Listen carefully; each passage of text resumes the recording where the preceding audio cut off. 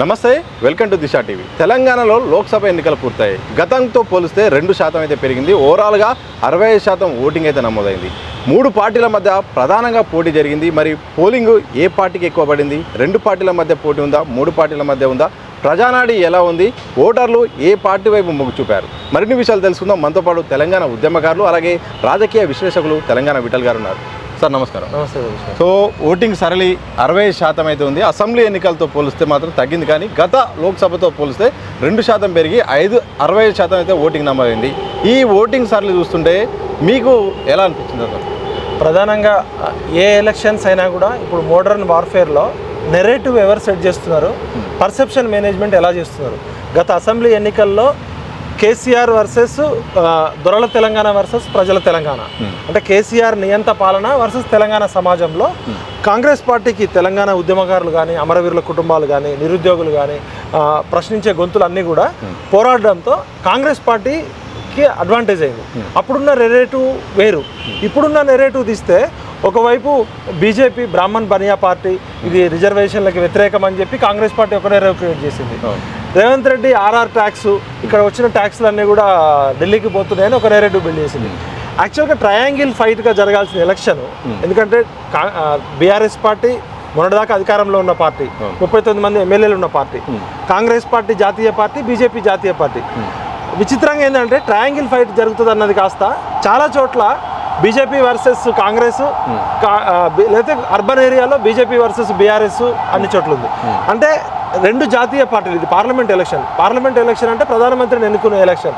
టీఆర్ఎస్కి ఓటు వేయడం వల్ల ఏం లాభం లేదు, ఎందుకంటే గల్లీలోనే వాళ్ళకి ఇజ్జతపోయింది, ఢిల్లీలో వీళ్ళకి వచ్చినా కూడా ఉపయోగం లేదు అనే దాంతో ప్రధానంగా ఈ 17 ఎంపీ సీట్లు తీసుకుంటే మనము ఉత్తర తెలంగాణలో ఆదిలాబాద్లో కాంగ్రెస్ వర్సెస్ బీజేపీ నడిచింది.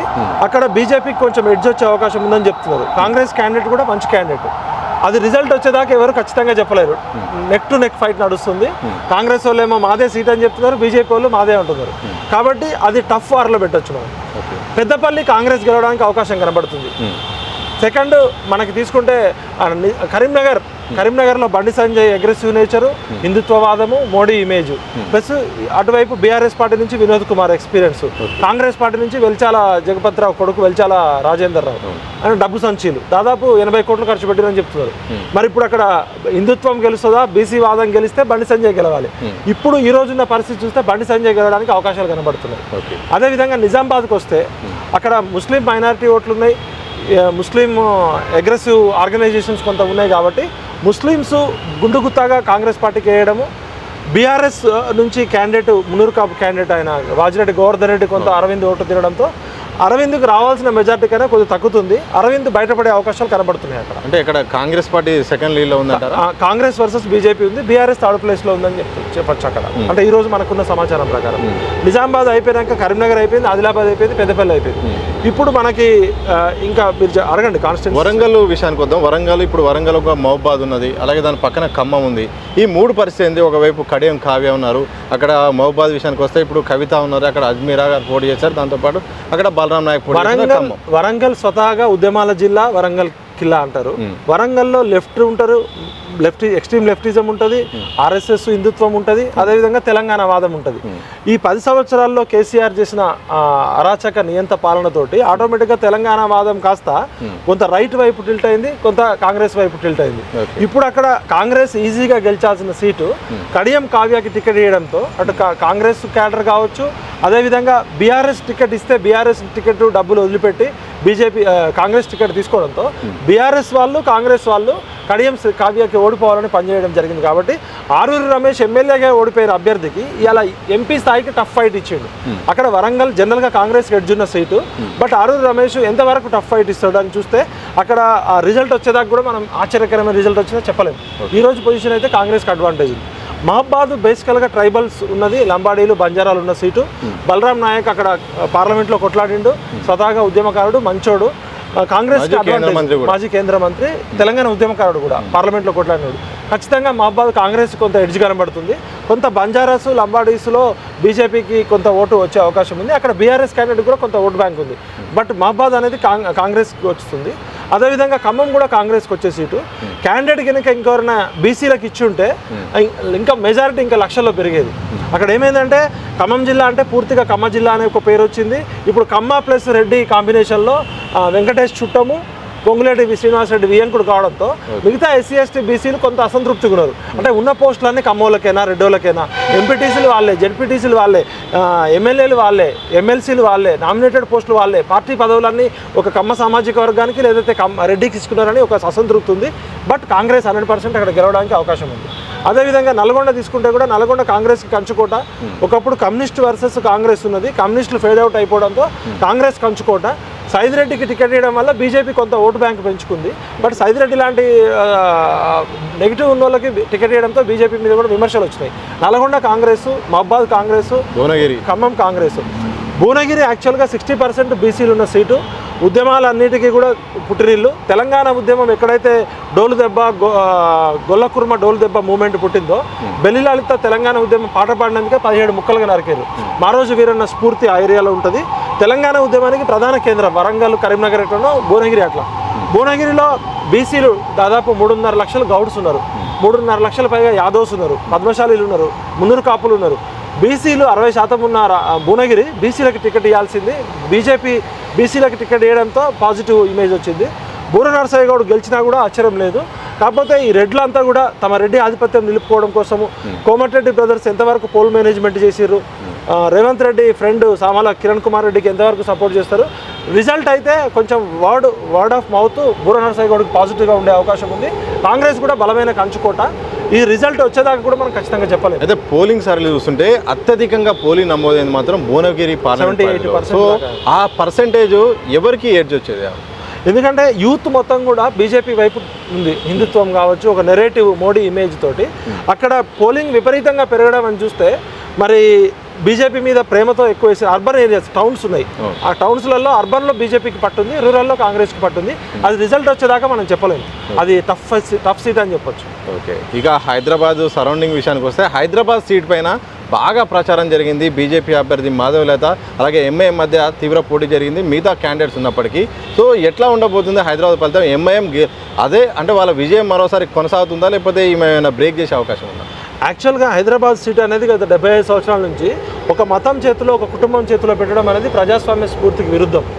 అక్కడ కూడా ఇప్పుడు ఎంబీటీ లాంటి పార్టీ కూడా ఇవాళ ఎందుకు అభ్యర్థిని పెట్టలేకపోయింది అంటే ముస్లిమ్స్ ఓట్లన్నీ కూడా కన్సాలిడేట్ అవుతున్నాయి.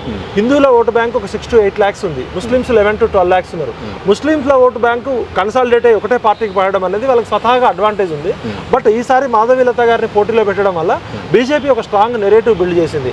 మేము ఎంఐఎం మాకు బీ టీం కాదు, మేము గట్టి ఫైట్ ఇస్తామని చెప్పి దేశవ్యాప్తంగా ఒక నెరేటివ్ క్రియేట్ చేసింది. మాధవీలత గారు సోషల్ మీడియా చేసిన హల్చల్ కావచ్చు, ఆమెకు హిందుత్వం ఓట్లు కన్సాలిడేట్ చేయడంలో అసదుద్దీన్ ఓవైసీకి ఊహించని పోటీ ఇచ్చింది. మొట్టమొదటిసారి అసదుద్దీన్ ఓవైసీ తెలుగులో పాటలు రాయించుకోవడము, గుడ్లకు వెళ్ళడం అనేది మాధవీలత క్యాండిడేట్తో కొంచెం భయపడ్డ ప్రచారం చేయాల్సి వచ్చింది. గుడ్లకు కూడా వెళ్ళిండు, కాషాయం కండవా కప్పుకున్నాడు అంటేనే అంటే కొంచెం గట్టి పోటీ ఇచ్చిందని చెప్పొచ్చు. కాకపోతే ఎడ్జ్ ఎంఐఎంకి ఉంటుందని అనిపిస్తుంది. మల్కాజ్గిరి ప్రధానంగా దేశంలోనే అత్యధిక ఓటర్లు ఉన్న మల్కాజ్గిరి స్థానం. ఇటు ఈటెల రాజేందర్ అవుతుంది, అటు బీఆర్ఎస్ నుండి రాగిడి అవుతుంది. ఇలా ముగ్గురు పోటీ చేస్తున్నారు అక్కడ నుండి. సో ఈ సునీత లక్ష్మణ్ రెడ్డి అవుతుంది. దేశంలోనే అన్ని వర్గాల ప్రజలు, అన్ని మతాలు, అన్ని కులాలు, అన్ని ప్రాంతాల ప్రజలు ఉన్నారు. మినీ ఇండియా అని చెప్పొచ్చు. అక్కడ ఎల్బీ నగర్, వనస్థలిపురం దగ్గర తీసుకుంటే అటు కూకట్పల్లి వరకు కూడా ఈ మల్కాజ్గిరిలో north Indians, non Telugu people plus ఈ ఐటీ వాళ్ళు కూడా బీజేపీ వైపు ఉన్నారు అర్బన్ వరిలో. అది ఈటెల రాజేందర్ క్యాండిడేట్స్తో చూస్తే ఆపోజిట్ ఉన్న క్యాండిడేట్స్ అంత స్ట్రాంగ్ లేకపోవడంతో ఈటెల రాజేందర్ గారు బయటపడే అవకాశాలు కనబడుతున్నాయి. చేవెళ్ళ ముగ్గురు ప్రధాన అభ్యర్థుల మధ్య పోటీ జరిగింది. ఇటు కొండా విశ్వేశ్వరరెడ్డి, రంజిత్ రెడ్డి, ఇక బీఆర్ఎస్ నుండి బీసీ నేత కాసాని జ్ఞానేశ్వర్. సో ఇంతవరకు ఇప్పటి నుండి మాత్రం అది కాన్స్టెన్సీ అయిన దగ్గర నుండి కూడా రెడ్డి రాజ్యమే అంటే రెడ్డి నుండి సామాజిక వర్గం నుండి ఎంపీగా గెలుస్తున్నారు. ఈసారి ఏమైనా చేంజ్ జరగబోతుందా? ముగ్గురు అభ్యర్థులు ఎవరు బలంగా ఉండబోతున్నారు? చేవెళ్ళ నియోజకవర్గము హైదరాబాద్కి దగ్గరే ఉంటుంది, కానీ వెనుకబడే ప్రాంతాలైన వికారాబాద్, తాండూరు, పరిగి లాంటి రూరల్ ఏరియాస్ ఎక్కువ ఉన్నది. షేర్లింగంపల్లి ఇది అర్బన్ ఏరియా ఉంది. అర్బన్ ఏరియాస్లో బీజేపీకి అడ్వాంటేజ్ ఉంది. కొండా విశ్వేశ్వరరెడ్డి గారి వ్యక్తిత్వము, ఆయన పర్సనాలిటీ అనేది పార్టీకి అతీతంగా ఆయన అభిమానించేటోళ్ళు ఉన్నారు కాబట్టి కొండా విశ్వేశ్వరరావు రెడ్డి గారు అక్కడ బయటపడే అవకాశం ఉంది. రంజిత్ రెడ్డి గారి ప్రొఫైల్ కొండా విశ్వేశ్వరరెడ్డి గారి ముందు తూరదగ్గపోయింది. ముదిరాజు ఓట్లు బలంగా ఉన్నప్పటికీ కూడా కాసాని ముదిరాజుకి ఎంతవరకు ఓట్లు వస్తాయనేది కీలకం. ఎందుకంటే ఆ ఏరియాలో కొన్ని కాన్స్టిట్యూన్సీలో ముదిరాజులు చాలా కన్సాలిడేట్ ఉన్నారు. అక్కడ ముదిరాజు ఓట్లు ఎంత బీఆర్ఎస్ తింటే బీజేపీకి అంత మైనస్ అవుతుంది. బట్ అల్టిమేట్గా కొండా విశ్వేశ్వరరెడ్డి గారు గెలవడానికి అవకాశాలు కనబడుతున్నాయి. సికింద్రాబాద్ కేంద్ర మంత్రి ఒకవైపు, మరోవైపు ఇద్దరు ప్రజెంట్ సిట్టింగ్ ఎమ్మెల్యేలు ఒక్కొక్క పార్టీ నుండి పోటీ చేస్తున్నారు. BJP, Congress, BRS.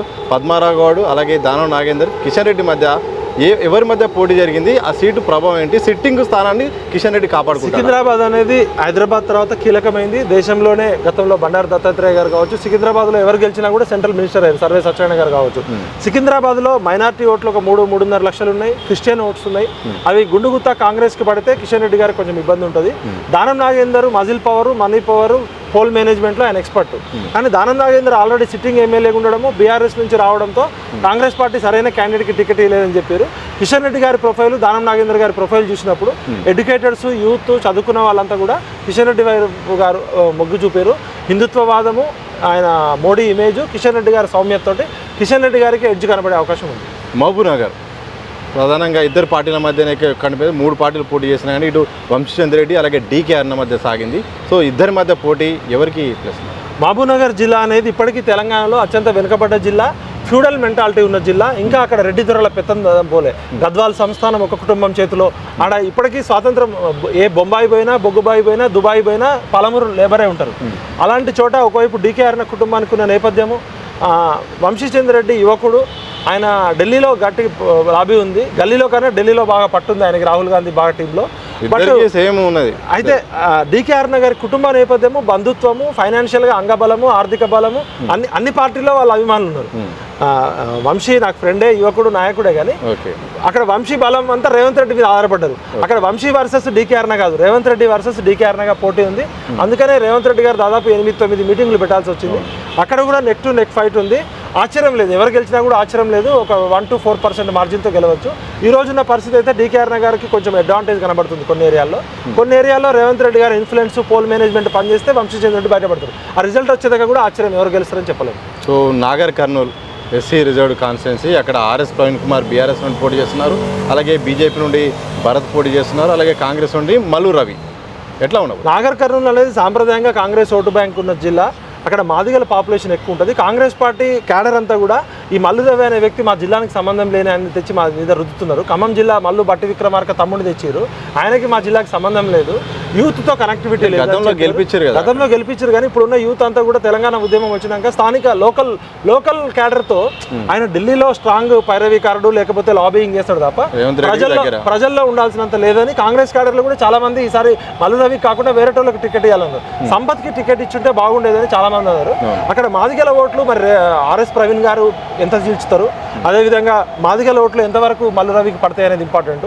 ఈ ఇద్దరు ఇట్లా పెడితే అన్యూయంగా భరత్ యువకుడు, ఎక్స్ఎంపీ కొడుకు, బీజేపీ అక్కడ అన్నమలై మీటింగ్ కానీ అగ్రెసివ్ క్యాంపెయిన్తో ఈరోజు అక్కడ ఎవరు గెలుస్తారని చెప్పడం, వాస్తవానికి కాంగ్రెస్ గెలవాలి అక్కడ. మరి రిజల్ట్ వచ్చినప్పుడు మాత్రం చెప్పలేము. భరత్ కూడా ఊహించిన దానికన్నా ఎక్కువ పుంజుకున్నాడు. ఆర్ఎస్ ప్రవీణ్ కుమార్ గారికి ఉన్న చరిష్మా కావచ్చు, మాదిగా ఓటు బ్యాంక్ కావచ్చు, బీఆర్ఎస్ అక్కడ ట్రయాంగిల్ ఫైట్లో బీఆర్ఎస్ ఎంత ఓటు బ్యాంకు చీల్చగలిగితే కాంగ్రెస్కి అంత అడ్వాంటేజ్ అవుతుంది. అక్కడైతే కాంగ్రెస్ గెలవడానికి అవకాశం కనబడుతుంది. జహీరాబాద్ ఫలితం ఎలా ఉండబోతుంది? బీజేపీ దాదాపు మాకు గెలుస్తుంది అనే ఉద్దేశంతో అక్కడ సిట్టింగ్ బీఆర్ఎస్ ఎంపీని తీసుకుని మరోసారి టికెట్ ఇచ్చి బీపీ పార్టీని రంగం దింపి మరోవైపు సురేష్ షెట్కర్ పోటీ చేశారు. జహీరాబాద్ పార్లమెంటు నియోజకవర్గము మనకి బార్డర్లో అటు మహారాష్ట్ర ఇటు కర్ణాటక బార్డర్ ఉంటుంది. భక్తి మూమెంట్ కానీ, కల్చరల్ మూమెంట్ కానీ, అక్కడ మహారాష్ట్ర కర్ణాటక ఇన్ఫ్లుయెన్స్ ఉంటుంది. లింగాయత్తులు ఎక్కువ ఉంటారు. అక్కడ ముస్లిం ఓట్లు కూడా జహీరాబాద్ ప్రాంతాల్లో బాగా ఉన్నాయి. మరి ముస్లిమ్స్ మైనారిటీలంతా కాంగ్రెస్ వైపు, రూరల్ ఏరియాలో కాంగ్రెస్ ఓటు బ్యాంక్ ఉంది. జహీరాబాద్లో బీజేపీ పార్టీ నిర్మాణం ఉండాల్సినంతగా లేకపోవడము, అది వాస్తవానికి కాంగ్రెస్ గెలవాల్సిన సీటు. అక్కడ కూడా బీజేపీ టఫ్ ఫైట్ ఇచ్చింది. అక్కడ పోల్ మేనేజ్మెంట్లో బీబీ పాటిల్ గారు కొంచెం ఎక్స్పర్ట్గా మనీ మేనేజ్మెంట్ అవన్నీ చేసినట్టు కనబడుతుంది. జైరాబాద్ బీజేపీకి అడ్వాంటేజ్ అవకాశం కనబడుతుంది. మెదక్ హరీష్ రావు చాలా సీరియస్గా తీసుకున్నారు. అక్కడ వెంకట్రామరెడ్డి పోటీ చేసినప్పటికీ హరీష్ రావే అభ్యర్థి అన్నట్టుగా పోటీ అయితే కొనసాగుతుంది. అక్కడ మరి ఈసారి అంటే గెలిచే అవకాశం ఉన్న సీట్లలో మెదక్ అని బీఆర్ఎస్ అని చాలా ధీమాగా ఉంది. అక్కడ పరిస్థితి ఒకేలాగా ఉందా, లేకపోతే రఘునందన్ రావు కలిసి వస్తుందా, బీసీ బిడ్డ నీలమధు కలిసి వస్తుందా? ఇప్పుడు ముదిరాజులు 3.5 లక్షల ఓట్లు ఉన్నాయి. ముదిరాజుల ఓట్లు ఎంతవరకు నీలం మధురాజుకు వస్తాయి, కాంగ్రెస్ సాంప్రదాయ ఓటు బ్యాంక్ ఎంత వస్తుంది అనే దాన్ని బట్టి మధు గారిది ఉంటుంది. ఇక్కడ విచిత్రం ఏంటంటే అదే ప్రాంతంలో సిద్దిపేట కాన్స్టిట్యున్సీ ఉంది, గజ్వేల్ ఉంది. సిద్దిపేటలో బీఆర్ఎస్కి ఎంత లీడ్ వస్తుంది, గజ్వేల్లో ఎంత లీడ్ వస్తుంది అనే దాన్ని బట్టి బీఆర్ఎస్ గెలిపే అవకాశాలు ఉంటాయి. మిగతా ప్రాంతాల్లో వెంకటరామరెడ్డి మీద ముంపు బాధితుల గ్రామాలు ఒక 20-30 వేల మంది చాలా బలంగా వ్యతిరేకంగా పనిచేశారు. వ్యక్తిగతంగా రఘునందన్ రావుకు ఉన్న ఇమేజ్ వాక్చాతుర్యము బీజేపీ పాజిటివ్ ఇమేజ్ తోటి అది ఒక రకంగా బీజేపీ వర్సెస్ బీఆర్ఎస్గా టైట్ నడుస్తుంది. అది బీజేపీ బయటపడ్డ ఆశ్చర్యం లేదు, బీఆర్ఎస్ గెలిచినా కూడా ఆశ్చర్యం లేదు. అక్కడ కాంగ్రెస్ పార్టీ నీలం ముదిరాజుకి ఎన్ని ఓట్లు వస్తాయి అనేది మనకి రిజల్ట్ వచ్చేదాకా చెప్పలేదు. సో మెదక్ రిజల్ట్ కూడా మనం ఖచ్చితంగా చెప్పే పరిస్థితి లేదు.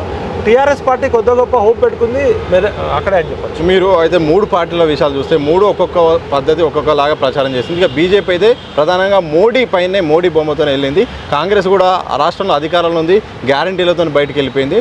మరోవైపు ఇక బీఆర్ఎస్ అయితే కేసీఆర్ బస్సు యాత్ర ద్వారా ప్రజల దగ్గరికి వెళ్ళాను, గతంలో ఉన్నట్టు ఇప్పుడు లేదు, సో ఆ సానుభూతి పనిచేస్తుందని ఇటు బీఆర్ఎస్ బలంగా నమ్ముతుంది. సో మూడిట్లో ఎవరికి ప్రజలు ఎటువైపు మళ్ళీ అవకాశం ఉంది, ఎట్లా చూస్తారు? కాంగ్రెస్ పార్టీ గత అసెంబ్లీ ఎన్నికల్లో దాదాపు 39% 40% ఓటు బ్యాంక్ వచ్చింది. మరి కాంగ్రెస్ పార్టీ ఆ ఓటు బ్యాంకు నిలుపుకొని ఇంకా అదనంగా ఏమన్నా తెచ్చుకుంటే కాంగ్రెస్ పార్టీకి ఎక్కువ సీట్లు రావాలి. కాంగ్రెస్ పార్టీకి ఈ రోజున్న పరిస్థితి చూస్తే 6 to 12 మధ్యలో స్కేల్ కనబడుతుంది, ±2 or 3. అదే బీజేపీకి తీసుకుంటే గతంలో 4 సీట్లు ఉన్నాయి, వాళ్ళ ఓటు బ్యాంకు విపరీతంగా పెరిగింది. వాళ్ళ స్కేల్ వచ్చేసి 6 to 10 మధ్యలో కనబడుతుంది. అంటే ఖచ్చితంగా ఇన్ని నెంబర్ అని చెప్పే పరిస్థితి లేదు. ±2 కాంగ్రెస్కి అయినా బీజేపీకి అయినా 6 నుంచి 10 మధ్యలో ఉంటాయి. ఒక 2 ఎక్కువ రావచ్చు, ఒక 2 తక్కువ రావచ్చు. బీఆర్ఎస్ పార్టీకి మాత్రం స్పష్టంగా 0 to 1 మాత్రమే కనబడుతుంది. ఒకటి మెదక్లో కొంత ఓటు బ్యాంకు పెరిగితే మెదక్ సీట్ రావచ్చు, సికింద్రాబాద్లో పద్మారావు గౌడ్కున్న ఇమేజ్ తోటి రావచ్చు. అంటే 6 నుంచి 10 మధ్యలో బీజేపీ, 8 నుంచి 12 మధ్యలో కాంగ్రెస్, ±2 ఎంఐఎంకి 1. ఇది ఈ రోజున్న సమాచారం. బట్ ఈ ఒక్కొక్క పార్లమెంట్లో మినిమం 10 లక్షల నుంచి 15 లక్షల 20 లక్షల ఓటు బ్యాంక్ ఉంది. ఏ సర్వే చేసినా కూడా శాంపుల్ సర్వే 5,000 10,000 ఓటు ఎవరికన్నా ఎక్కువ చేయలేరు. ఇది మన అంచనాలు మాత్రమే తప్ప ఖచ్చితంగా ఎవరు చెప్పలేరు. ఇంటెలిజెన్స్ వాళ్ళు చెప్పలేకపోతున్నారు, సర్వే సంస్థలు చెప్పలేకపోతున్నారు. ఓవరాల్గా బీజేపీ ఊహించిన దానికన్నా చాలా ఎక్కువ పుంజుకుంది. ఆ పుంజుకున్న ఓటు శాతం అనేది బీఆర్ఎస్ నుంచి ఎంత ఓటు శాతం తిన్నది, బీఆర్ఎస్ ఎంత వీక్ అయితే బీజేపీకి అంత అడ్వాంటేజ్ లేదు. కాంగ్రెస్ పార్టీ తన ఓటు బ్యాంకును అట్లనే కాపాడుకొని దాదాపు మొన్న 64 సీట్లు గెలిచిందంటే 9 పార్లమెంట్ 9 ఏళ్ళు 63 అంటే 9 సీట్లు మినిమం కాంగ్రెస్కి రావాలి. బీజేపీకి 4 నుంచి ఎన్ని వచ్చిన అడ్వాంటేజే. బీజేపీకి పెద్ద నష్టమేం లేదు. ఏమైనా నష్టం జరిగితే కాంగ్రెస్కి జరుగుతుంది, ఎందుకంటే బీజేపీ 4 సీట్లు ఖచ్చితంగా గెలుస్తుంది. 4తో పాటు అన్ని కాన్స్టిట్యున్సీలలో ఓటు బ్యాంకు పెరుగుతుంది. కాబట్టి బీజేపీకి ఇది బోనస్ అవుతుంది, కాంగ్రెస్కి ఇది ఎంతవరకు ప్లస్ అవుతుందా మైనస్ అవుతుందా అని రిజల్ట్ చూడాలి. సో సైలెంట్ ఓటింగ్ జరిగింది, జనాల నాడి అర్థం కావట్లేదు. ఈసారి మాత్రం అసలు అంతుపట్టని విధంగా జనాలు కూడా అంటే ఓటర్లు కూడా కన్ఫ్యూజ్ అయ్యే పరిస్థితి వచ్చింది. ఈసారి ఏ ఓటు వేయాలి? గతంలో అయితే 2 పార్టీల మధ్య పోటీ, అభ్యర్థుల మధ్య పోటీ ఉండేది. ఈసారి మాత్రం ఓటర్లే కన్ఫ్యూజ్ అయ్యే పరిస్థితికి వచ్చింది. ఎట్లా అంటే టీఆర్ఎస్ కేసీఆర్ మీద ఉన్న కోపము గతంలో అసెంబ్లీ ఎలక్షన్తో పోలిస్తే కొంత తగ్గింది. బీఆర్ఎస్ పార్టీ తన ఓటు బ్యాంకును ఎంతవరకు నిలుపుకుంటుంది అనేది ఒక కీలకము. తన ఓటు బ్యాంకు ఒకవేళ తగ్గితే అది బీజేపీకి పోతే బీజేపీకి లాభము. కాంగ్రెస్ తన ఓటు బ్యాంకును నిలుపుకుంటూ అదనంగా ఎంత తీసుకుంటుందని చెప్పొచ్చు. ఈ పార్లమెంట్ ఎలక్షన్స్లో తెలంగాణలో ప్రతి ఒక్క పార్లమెంట్ కాన్స్టిట్యున్సీ ఒక డిఫరెంట్గా ఉంది. ట్రయాంగిల్ ఫైట్ కూడా కొన్ని చోట్ల కనబడుతుంది. బీఆర్ఎస్ కూడా కొన్ని చోట్ల 2nd, 3rd ప్లేస్కి వచ్చే అవకాశం ఉంది. కాబట్టి ఇతమిద్దంగా బీజేపీకి కొంత వేవ్ కనబడుతుంది. అది ఎన్ని సీట్ల వరకు వస్తుందో తెలియదు, కానీ పాజిటివ్గా బీజేపీకి యూత్లో కానీ మొన్ననే కాంగ్రెస్ కోటేసినాం, ఈసారి పార్లమెంట్కి మోడీని పంపిద్దాం. గ్రామీణ ప్రాంతాల్లో బీజేపీ పార్టీ గురించి తెలియని వాళ్ళు కూడా మోడీ కోటేస్తాం అంటున్నారు. కాబట్టి అర్బన్లో బీజేపీకి అడ్వాంటేజ్ ఉంది, రూరల్ ఏరియాలో కూడా ఊహించిన దానికంటే తెలంగాణలో జనరల్గా బీజేపీకి అంత స్కోప్ ఉండదు. కానీ బీజేపీకి ఈ ఎలక్షన్స్ అనేది ఓటు బ్యాంకు పరంగా సీట్ల పరంగా కొంత ప్లస్ అయ్యే అవకాశం ఉంది. Okay, thank you very much Vithal గారు. సో మొత్తంగా వచ్చే ఎన్నికల్లో మాత్రం ఇప్పటికే ఈ ఓటర్ల నాడి కనుక చూస్తే బీజేపీ గతం కంటే గణనీయంగా ఓట్లు సాధించింది. ఇక బీఆర్ఎస్ ఓట్ షిఫ్ట్ ఏట్ అవుతుందనే దానిపైన మాత్రం చర్చ కొనసాగుతుంది. ఏదైనప్పటికీ కూడా 6 నుండి 10, అలాగే ఈ కాంగ్రెస్ అయితేంది, అలాగే బీజేపీ కూడా గతంలో 4 సీట్లతో పాటు మరిన్ని స్థానాలు కూడా ఓటు బ్యాంక్ పెరగనుంది. 6 అంటే గతంలో 4, ఇంకొక 4 అంటే 8 నుండి 10 కూడా సీట్లు వచ్చే అవకాశం లేకపోలేని చెప్పారు. బీఆర్ఎస్ మాత్రం మెదక్ ఆర్ సికింద్రాబాద్ 1 లేదా 2 వచ్చే అవకాశం ఉంది. ఎప్పటిలాగే ఎంఐఎం మాత్రం 1 సీటు వస్తుందంటూ కూడా తెలంగాణ విటల్ చెప్తున్న సందర్భం మాత్రం కనిపిస్తూ ఉంది. చూస్తుందాం మరి ఏం జరుగుతుందో. మరి నెక్స్ట్ వచ్చే నెల రిలీజ్ అవుతున్న ఎన్నికలలో మరి ఏ పార్టీ ఎన్ని సాధిస్తుంది, దాని పరిణామాలు రాష్ట్ర రాజకీయాలపై ఎలా చూపనున్నాయో మాత్రం వేచి చూడాల్సిందే. కెమెరా పర్సన్ మధుసూదన్తో సతీష్, దిశ టీవీ, హైదరాబాద్.